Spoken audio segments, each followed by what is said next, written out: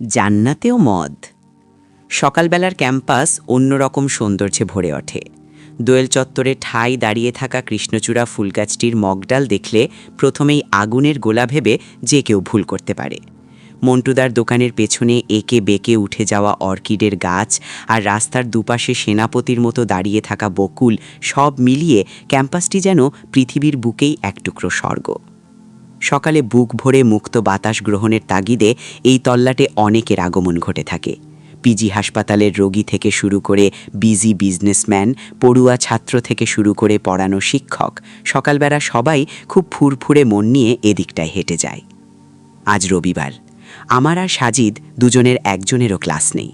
এদিনটায় আমরা সাধারণত আড্ডা দিয়ে থাকি। খুব ভোরবেলায় সাজিদ রুম থেকে বের হয়েছে, এখনও ফেরার নামগন্ধ নেই।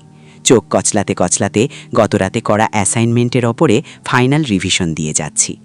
আমাদের পাশের যে রুমে পার্থরা থাকে সেখান থেকে জোর ভলিউমে রবীন্দ্রনাথের গান ভেসে আসছে।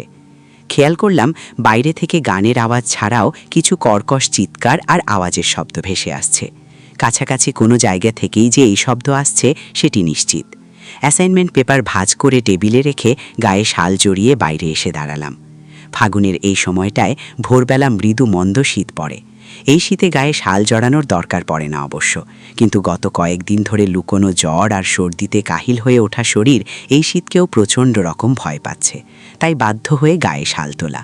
যাই হোক, রুম থেকে বেরিয়ে দূর থেকে আসা চিৎকার চেঁচামেচির আওয়াজ লক্ষ্য করে এগোতে থাকলাম। দেখতে পেলাম পূর্ব পাশে অবস্থিত থার্ড বিল্ডিংটার নিচে ছোটোখাটো একটি জটলা হয়ে গেছে। ওই বিল্ডিংয়ের সবাইকেই চিনি না আমি। কোনো একটি ব্যাপার নিয়ে তারা বেশ তর্কাতর্কি আর হট্টগোল শুরু করেছে বুঝতে পারছি। আস্তে আস্তে এগিয়ে গেলাম জটলাটার দিকে। খুব কাছে না গিয়ে নিরাপদ দূরত্বে এসে দাঁড়ালাম। কোনো একটি জায়গায় যখন সব মানুষ একসাথে কথা বলে তখন সম্ভবত কেউই কারো কথা শুনতে পায় না। শুনতে না পেলেও মানুষগুলো অনর্গল কথা বলেই যায়, বলে আনন্দ পায়। তারা ভাবে তাদের কথা অন্যরা খুব আগ্রহ ভরে শুনছে। এরকম দূরত্বে থেকে আমিও ঠিক বুঝতে পারছি না আসলে ঘটনা কি। মধ্যবয়স্ক গোছের একজন লোককে এগিয়ে আসতে দেখে আগ বাড়িয়ে জিজ্ঞেস করলাম, আঙ্কেল, একটু কথা বলা যাবে? ভদ্রলোক বেশ বিরক্ত হলেন বলে মনে হলো। বিরক্তি কোনো রকমে চেপে রেখে বললেন, কি কথা? এখানে কি নিয়ে ঝগড়া হচ্ছে? গিয়া দেখলেই তো পারেন, আমারে জিগান কে? লোকটার তড়িৎ উত্তর শুনে আমার মনের ভেতরে মিটিমিটি করে জ্বলতে থাকা সব আশার প্রদীপ যেন ধপ করেই নিভে গেল। আমার উপরে অকারণ চোটে বাসার কোনো যৌক্তিক কারণ আমি খুঁজে পেলাম না। আমি বেশ ফ্যাকাশে মুখ করে বললাম, ধন্যবাদ। আমার ধন্যবাদ পেয়েও তার চেহারার মধ্যে খুব বেশি পরিবর্তন লক্ষ্য করা যায়নি। সম্ভবত তিনি ধরে নিয়েছেন এই ধন্যবাদ দিয়ে আমি তাকে কোনোভাবে ব্ল্যাকমেল করার চেষ্টা করছি। আমার পাতা ফাঁদে পা দেবেন না এই বিশ্বাস নিয়ে তিনি যে গতিতে হেঁটে এসেছিলেন ঠিক সেই গতিতে হেঁটে চলে গেলেন। কিন্তু আমিও কোনোভাবেই দমে যাওয়ার পাত্র নই। এই রহস্যের সমাধান না করে তো থামছি না। ধীরে ধীরে জটলার দিকে এগিয়ে গেলাম। কাছে এসে দেখতে পেলাম এখানে এলাহি কাণ্ড। লোকজনের কথাবার্তা শুনে যা বোঝা গেল তা হলো এই বিল্ডিংয়ের কেউ কেউ রোজ রাতে মদ খেয়ে মাতলামি শুরু করে। মাতলামির পর্যায়ে এমন মাত্রায় গিয়ে পৌঁছায় যে বিল্ডিংয়ের অন্যান্য লোকজন এই ব্যাপারটি নিয়ে রীতিমতো ক্ষুব্ধ। তারা নাকি দফায় দফায় ওয়ার্নিং দিয়েও এই মাতালদের দমাতে পারেননি। আজ সকালবেলাতেও নাকি এই মাতালদের দলের চিৎকার চেঁচামেচির জন্যে ফজরের সালাত পড়তে অসুবিধা হচ্ছিল কারো কারো। ধার্মিক শ্রেণীর লোকেরা এই মাতালদের একটি বিহিত করার জন্যেই এখানে একত্র হয়েছে। ওদিকে মাতাল না হয়েও মাতালদের দলে যোগ দিয়েছে আরও কিছু লোক। তাদের দাবি হচ্ছে কে মদ খাবে আর কে খাবে না এটি ব্যক্তির একান্তই ব্যক্তিগত ব্যাপার। মদ খেলে মাতলামি করবে এটাই স্বাভাবিক। এ নিয়ে ধার্মিক লোকেদের এত জ্বালাপোড়া হবে কেন? এরকম কথা বলা লোকগুলো বোধ করি নাস্তিক হয়ে থাকতে পারে। তারা ডিফেন্ড করছে মাতালগুলোকে। ধার্মিক আস্তিকগুলো এত যুক্তিতর্ক শুনতে নারাজ। তারা চায় হয় এরা মদ খাওয়া ছাড়বে, না হয় বিল্ডিং ছাড়বে। এই তর্ক এরকম স্রেফ সাধারণ তর্কে স্থির থাকলে একটি কথা ছিল, কিন্তু এটি আর কোনো সাধারণ তর্কে থেমে নেই। এই তর্ক রীতিমতো থিওলজিক্যাল ডিবেট তথা ধর্মকেন্দ্রিক তর্কাতর্কিতে রূপ নিয়েছে। নাস্তিককুলের দাবি হল কোরআনে নাকি আল্লাহ সুবহানাহু ওয়া তাআলা জান্নাতে পুরস্কার হিসেবে মদ খাওয়ানোর প্রতিশ্রুতি দিয়েছে। অবস্থা যদি এই হয় তাহলে মদ খাওয়া ব্যাপারটাকে খারাপভাবে দেখা হবে কেন? এটাই এক নাস্তিকের প্রশ্ন। এক আস্তিক বেশ জোরালো গলায় বলল, কখনোই নয়, কোরআনে এরকম কোনো কথা থাকতেই পারে না। আস্তিকটার কথা শুনে হা হা হা করে খেকিয়ে হেসে উঠল এক নাস্তিক। বলল, বোকা ধার্মিক, কোরআনে কি আছে সেটাও ভালো মতো জানে না। যাও আগে নিজের ধর্মগ্রন্থ পড়ো গিয়ে। এভাবেই পাল্টা তর্ক বিতর্ক চলছে। এরকম সিচুয়েশনগুলোতে সাজিদ থাকলে আমার বেশ মজা লাগে। এই ধরনের পরিস্থিতিতে কিভাবে দাবার ঘুঁটি উল্টে দিতে হয় সেটি সাজিদ খুব ভালো করেই জানে। এরকম অবস্থায় সে প্রথমে একবার গলা খাকারি দেবে, সামনে যদি কোনো পানির গ্লাস থাকে সে ঢক ঢক করে এক গ্লাস পানি পেটে ভরে বলবে, শুনি তো আপনাদের প্রশ্ন। হঠাৎ আমার কাঁধে কারো হাতের স্পর্শ অনুভব করলাম। ঘাড় ফিরিয়ে দেখি আমার পেছনে সাজিদ দাঁড়িয়ে আছে। লে বাবা, তার কথা ভাবতে না ভাবতেই হাজির। এত দ্রুত আলাদিনের জাদুর চেরাগে থাকা জিনটাও হাজির হতে পারে কিনা সন্দেহ আছে। সাজিদ কিছু বলার আগেই প্রশ্ন করলাম, তুই এখানে? রুমেই ফিরছিলাম, হট্টগোলের শব্দ শুনে এদিকটা এসে দেখি তুই দাঁড়িয়ে আছিস। কি সমস্যা হয়েছে এখানে? মনে মনে আমি যে তাকেই খুঁজছিলাম সেটি আর খোলাসা করিনি। হট্টগোলের ব্যাপারটি পুরোটাই খুলে বললাম। সবটুকু শুনে সে বলল, ও আচ্ছা। তার ও আচ্ছা বলার ধরন দেখে মনে হলো যেন সে এরকম ঘটনা চারপাশে অহরহ দেখছে। এরকম ঘটনা দেখতে দেখতেই যেন সে ঘুম থেকে জাগছে আবার ঘুমিয়ে পড়ছে। তার এরকম গা ছাড়া ভাব দেখলে রীতিমতো আমার পিত্তি জ্বলে যায়। ধীর পায়ে হেঁটে সাজিদ জটলার মধ্যে মিশে গেল। তাকে অনুসরণ করে আমিও এগিয়ে গেলাম। এখনও বিতর্ক শেষ হয়নি। আস্তিক লোকটিকে বেশ উত্তেজিত হয়ে উঠতে দেখা গেল। সাজিদ তার কাছে গিয়ে বলল, ভাই একটু থামুন, এভাবে উত্তেজিত হলে তো চলবে না। সমস্যার সমাধান করতে হলে সবার আগে মাথা ঠান্ডা রাখতে হবে। আমি তো মনে মনে ইয়ানাফসি জব শুরু করেছি। না জানি সাজিদের দার্শনিক সুলভ আলাপ শুনে লোকটি সাজিদকে আবার নাস্তিক ভাবা শুরু করে। কিন্তু না, সেরকম হয়নি। সাজিদের কথা শুনে আস্তিক লোকটার গলার আওয়াজ ছোট হয়ে এলো। সাজিদ আর একবার পুরো ঘটনাটি শুনে নিল বিতর্ককারীদের কাছ থেকে। প্রথম দিকে ঝগড়ার টপিক ছিল মদ পান করে এই বিল্ডিংয়ে হট্টগোল করা যাবে কি যাবে না, কিন্তু এখন ঝগড়ার মূল টপিক এসে দাঁড়িয়েছে জান্নাতে পুরস্কার হিসেবে কোরআন মদের কথা বলছে কিনা। সাজিদ নাস্তিক লোকটার দিকে ফিরল। এত ঝগড়ার মধ্যেও টাকওয়ালা লোকটিকে এখনও বেশ সতেজ এবং স্বাভাবিক দেখাচ্ছে। সম্ভবত আস্তিক লোকটিকে রাগিয়ে দিতে পেরে এই লোক বেশ মজা পেয়েছে। সাজিদ বলল, আপনার বক্তব্য কি? লোকটি চোখ ঘুরিয়ে সাজিদের দিকে তাকালো। তার চাহনিতে এক ধরনের তাচ্ছিল্যের ভাব স্পষ্ট। ভাবখানা এমন যেন সাজিদও কোনো মাথা গরমকারী আস্তিক, যার ধর্ম, বিজ্ঞান, দর্শন সম্পর্কে কোনো জ্ঞানই নেই। বেশ গা ছাড়া ভাব নিয়ে লোকটি বলল, আমাকে বলছেন? জি, সাজিদ বলল। বলুন। আপনি সম্ভবত কোনো একটি টপিক নিয়ে কথা উঠিয়েছেন, যার ফলে এখানে একটি ঝগড়ার সূত্রপাত হয়েছে। আমি সেই টপিকটি শুনতে চাইছি। মুহূর্তের মধ্যে লোকটির ভাদ্র চেহারা পাল্টে তাতে বেশ রুক্ষতা এসে ভর করল। লোকটি কপাল কুঁচকে বলল, আপনি শোনার কে? সাজিদ কিছুই বলল না। লোকটি আবার বলল, কোত্থেকে যে এসব গণ্ডমূর্খ আস্তিকগুলো আসে রে বাবা। লোকটার এরকম কথা শুনে আমার মাথায় রক্ত চড়ে বসল। ইচ্ছে করছিল একটি লাঠি দিয়ে লোকটার মাথায় জোরে একটি আঘাত করি। হাতের কাছে সেরকম কিছু না পেয়ে দাঁতে দাঁত কচলে রাগ গিলে ফেললাম। সাজিদ বলল, এক্সকিউজ মি, আমি আসলে বেশ কৌতূহল থেকেই আপনার কাছে জানতে চেয়েছি ব্যাপারটি। এই টপিকটি নিয়ে আমার নিজেরও বেশ আগ্রহ আছে। আমি ধর্মতত্ত্বের একজন ছাত্র। সাজিদের কথা শুনে লোকটার কপাল কুঁচকানোর মাত্রা আরও বেড়ে গেল। বলল, আপনি ধর্মতত্ত্বের ছাত্র হলেই কি কোরআনের কথা পাল্টে যাবে? তা অবশ্য যাবে না, তবে ভুল ব্যাখ্যা পাল্টে যেতে পারে। What do you mean by ভুল ব্যাখ্যা? লোকটি তেড়ে আসার ভঙ্গিতে প্রশ্ন ছুড়ে দিল। এই যে আপনি বলছেন কোরআন নাকি জান্নাতে পুরস্কার হিসেবে মদ খাওয়ানোর কথা বলছে। লোকটি উত্তেজিত কণ্ঠে জানতে চাইল, কোরআনে কি এই কথা নেই? হ্যাঁ আছে। তাহলে আমি ভুল কিছু কি বললাম? সাজিদ বলল, কথা সত্য, তবে মতলব খারাপ। সাজিদের এই কথা সম্ভবত তার গায়ে অপমানের মতো লাগল।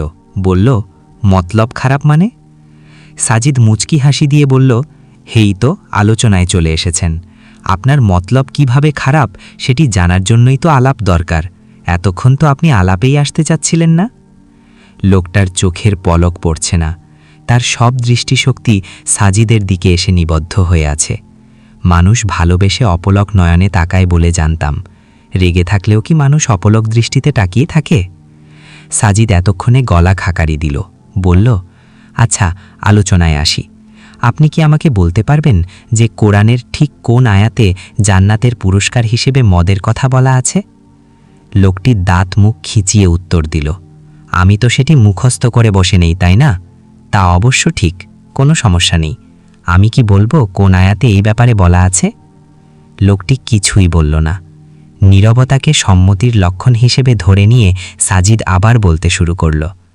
কোরআনের সূরা মুহাম্মাদের 15 নম্বর আয়াতে আল্লাহ সুবহানাহু ওয়া তাআলা জান্নাতে পুরস্কার হিসেবে বান্দাদের মদ খাওয়ানোর প্রতিশ্রুতি দিয়েছেন। সাজিদের কথা শুনে এতক্ষণ চুপ মেরে থাকা আস্তিক লোকটি বলে উঠল, আপনার কি ভাই মাথা খারাপ নাকি? আপনিও কি এই ব্যাটার দলের? সাজিদ সেদিকে কর্ণপাত করল না। কোনো একটি জবাবের আশায় সে নাস্তিকটার দিকে তাকিয়ে আছে। নাস্তিকটি বলল, তো আমি তো এতক্ষণ সেটাই বলতে চাচ্ছিলাম। মাথা মোটা আস্তিকগুলো তো আমার কথা বিশ্বাসই করতে চাইছিল না। হা হা হা। কিন্তু আবার কি? জানতে চাইল নাস্তিকটা। এখানে একটি ব্যাপার আপনাকে বুঝতে হবে। এই দুনিয়া হচ্ছে ম্যাটেরিয়াল ওয়ার্ল্ড, আর জান্নাত, জাহান্নাম, আখিরাত এগুলো হচ্ছে ইমম্যাটেরিয়াল ওয়ার্ল্ডের বিষয়। দুনিয়ার কোনো বিষয়ের সাথে আখিরাতের কোনো বিষয়ের তুলনা চলে না। যেমন দুনিয়ার গাছ দেখতে যেরকম, আখিরাতের গাছও যে দেখতে ঠিক সেরকম হবে এমনটি নয়। আবার দুনিয়ার দুধের রং সাদা, জান্নাতের দুধের রঙও সাদা হবে এমনটি নাও হতে পারে। দুনিয়ার নদীর সাথে আখিরাতের নদীর, দুনিয়ার সাগরের সাথে আখিরাতের সাগরের, দুনিয়ার পাহাড়ের সাথে আখিরাতের পাহাড়ের কোনো তুলনাই হতে পারে না। আমরা আসলে জানি না সেগুলো কেমন হবে, কী রকম হবে। নাস্তিকটি খলখল করে হেসে উঠল। এতক্ষণে খেয়াল পড়লাম হাসলে এই লোকটার সবকটি দাঁত দেখা যায়। বলল, দুনিয়ার জিনিসের সাথে আখিরাতের জিনিসের তুলনা না হলে কোরআনে গাছ, লতাপাতা, নদী, সাগর, পাহাড় এগুলোর উদাহরণ টানা হলো কেন? সাজিদ মুচকি হেসে বলল, সুন্দর প্রশ্ন। আখিরাতের কোনো জিনিসের সাথে দুনিয়ার জিনিসের তুলনা না হলে কোরআন কেন এই জিনিসগুলোর উদাহরণ টেনেছে, তাই না? আপনাকে এবার একটি গল্প শোনাই। গল্পটি হচ্ছে 3 অন্ধের হাতি দর্শনের গল্প। একবার 3 অন্ধ মিলে একটি হাতি দেখতে আসলো।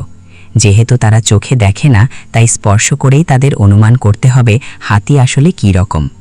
প্রথম অন্ধ হাতির গায়ে হাত বুলিয়ে অন্যদের বলতে লাগলো, শোনো, হাতি হচ্ছে গাছের মোটা গুড়ির মতো। দ্বিতীয় অন্ধ হাতির পা স্পর্শ করে বলল, না না, হাতি হচ্ছে খাম্বার মতো। তৃতীয় অন্ধ হাতির কান স্পর্শ করে বলল, ধুর বোকা, তোমরা দুজনেই ভুল, আসলে হাতি হচ্ছে কুলার মতো। দেখুন, হাতি দেখতে না গাছের গুড়ির মতো, না দালানের খাম্বা কিংবা কুলার মতো। হাতি এসবের কিছুর মতোই নয়, হাতি আসলে হাতির মতো। কিন্তু প্রথম অন্ধের গাছের গুড়ি সম্পর্কে সম্যক ধারণা আছে বলেই সে হাতির গায়ে হাত বুলিয়ে তৎক্ষণাৎ বলতে পেরেছে হাতি হলো গাছের গুড়ির মতো। দ্বিতীয় অন্ধের দালানের খাম্বা সম্পর্কে ধারণা আছে বলেই সে হাতির পা ধরে বলতে পেরেছে হাতি হলো খাম্বার মতো। তৃতীয় অন্ধের কুলা সম্পর্কে ধারণা আছে বলেই সে হাতির কান স্পর্শ করে বলতে পেরেছে হাতি হলো কুলার মতো। তাদের ধারণা অনুযায়ী তারা কল্পনা করে নিয়েছে হাতি আসলে কেমন।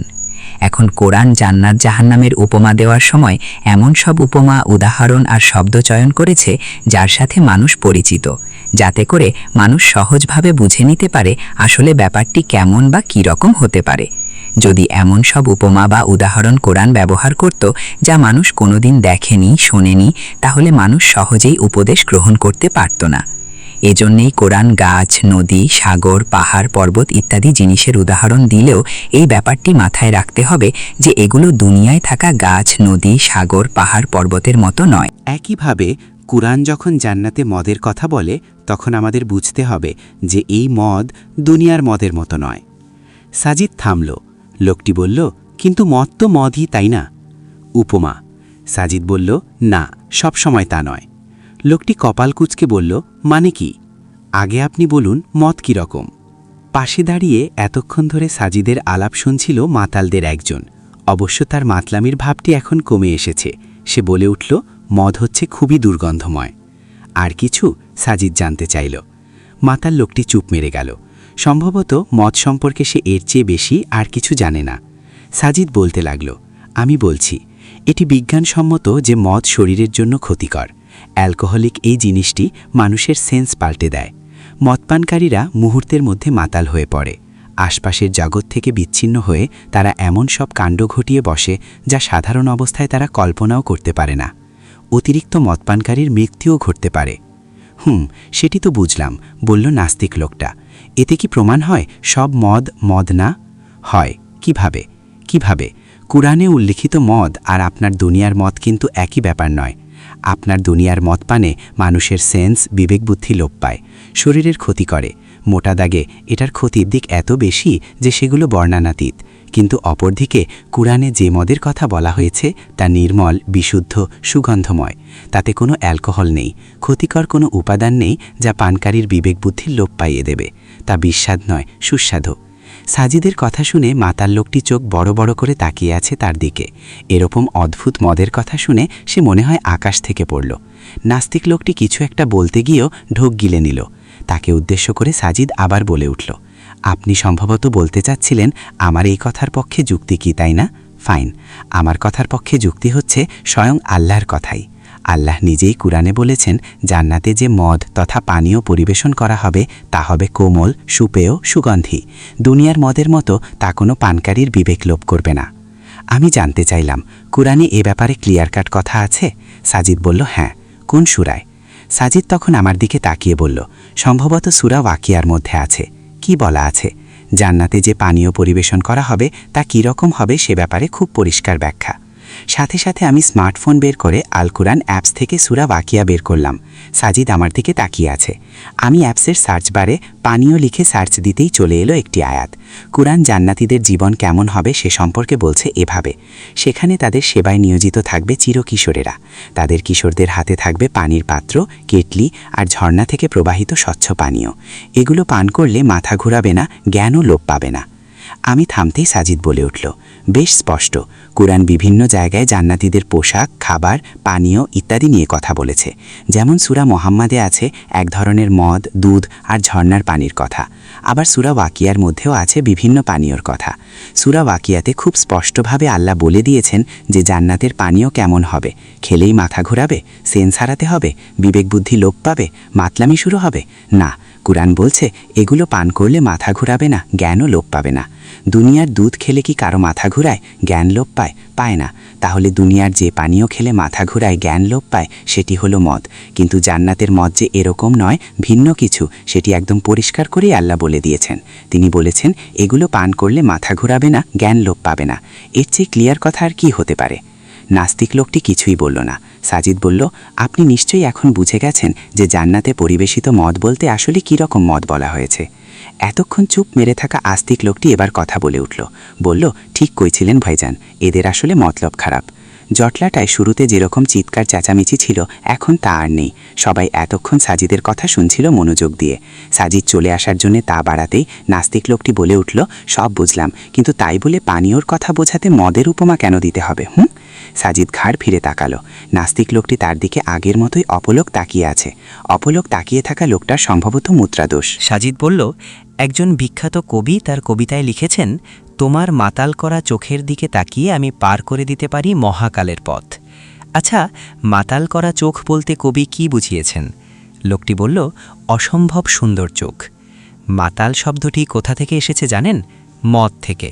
মদ থেকে আরও অনেক শব্দ এসেছে, যেমন মাদকাতময়। কবিতায়, সাহিত্যে এসব অহরহ ব্যবহার করা হয়। মাতাল করা চোখ মানে অসম্ভব সুন্দর চোখ।